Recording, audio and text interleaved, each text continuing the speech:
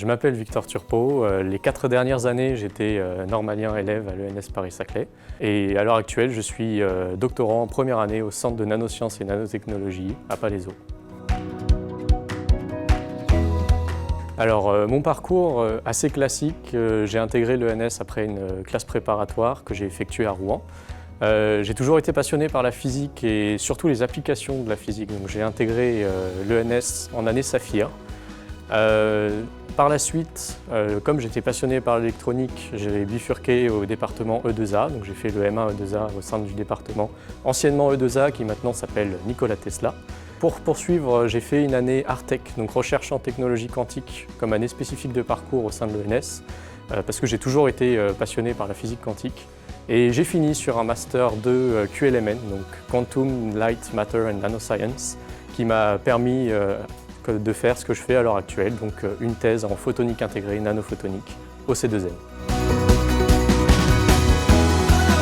Donc l'année Saphir, c'est l'année sciences appliquées en physique et ingénierie pour la recherche et l'enseignement. Donc en fait, c'est un parcours assez générique qui est branché physique appliquée. Donc on va avoir de la mécanique, du génie civil, du génie électrique, histoire de faire un background assez générique pour tout ce qui est sciences pour l'ingénieur. Et le tout dans l'objectif, in fine, soit de faire de la recherche, soit de faire de l'enseignement.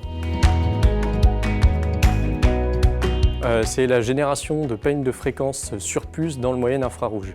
Donc si je décompose un petit peu ça, des peignes de fréquence, c'est une source qui va être large bande, qui va permettre d'avoir une cohérence mais de manière discrète et donc qui est très adaptée à tout ce qui est informatique par la suite, puisque tout en informatique se retrouve discrétisé. Moyenne infrarouge, parce que l'objectif qu'on va viser, c'est de faire de la spectroscopie à l'aide de puces optiques.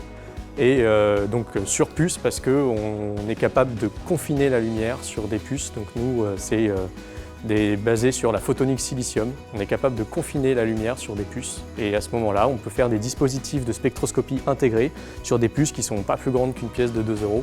Et c'est l'objectif au final de ce que je fais dans ma thèse. Et moi, je travaille sur les parties sources de lumière qui servent dans cette application-là. La liberté dans le choix des tâches. On a vraiment une certaine liberté qu'on ne trouvera pas ailleurs.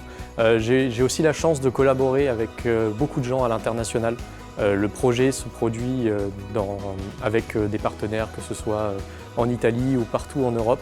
Et donc on collabore avec des gens qui ont tous des compétences extraordinaires dans leur domaine.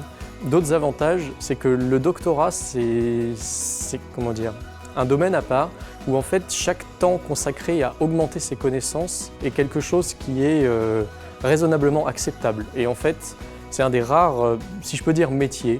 C'est un des rares métiers où notre objectif c'est d'accumuler plus de connaissances. Et ça, c'est vraiment quelque chose qu'on retrouvera nulle part ailleurs et que j'adore dans le doctorat, c'est qu'on va toujours chercher à aller plus loin. Et avant de chercher à obtenir des résultats, il faut comprendre ce qu'on cherche. Et déjà ça, c'est un énorme pas en avant dans le doctorat.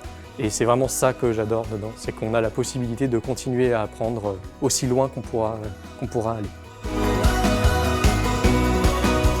Les moments de doute, parce que forcément on travaille sur des bordures où rien n'est guidé, on ne va pas trouver des solutions sur Internet. Ça, c'est une des grosses difficultés, c'est quand on se lance dans quelque chose, qu'on y investit 5, 6, 7 mois de travail d'affilée, et qu'on n'est jamais garanti qu'on va arriver à quelque chose, ça peut être décourageant, mais ce qu'il faut savoir se dire, c'est que en fait, peu importe si ça aboutit à quelque chose ou pas, c'est toujours des connaissances qui ne seront pas perdues à la fin.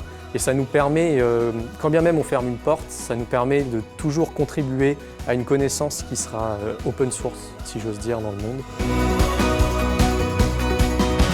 Déjà, une chose est sûre, c'est que j'ai envie d'aller découvrir un petit peu le monde de la recherche à l'étranger. Par la suite, j'aimerais bien revenir en France pour faire maître de conférence, mais c'est toujours quelque chose qui est assez sélectif et assez compliqué, donc je ne ferme pas complètement la porte à faire de la recherche, mais de pointe dans le privé plus tard, même si ce que je préférerais malgré tout, c'est de devenir maître de conférence.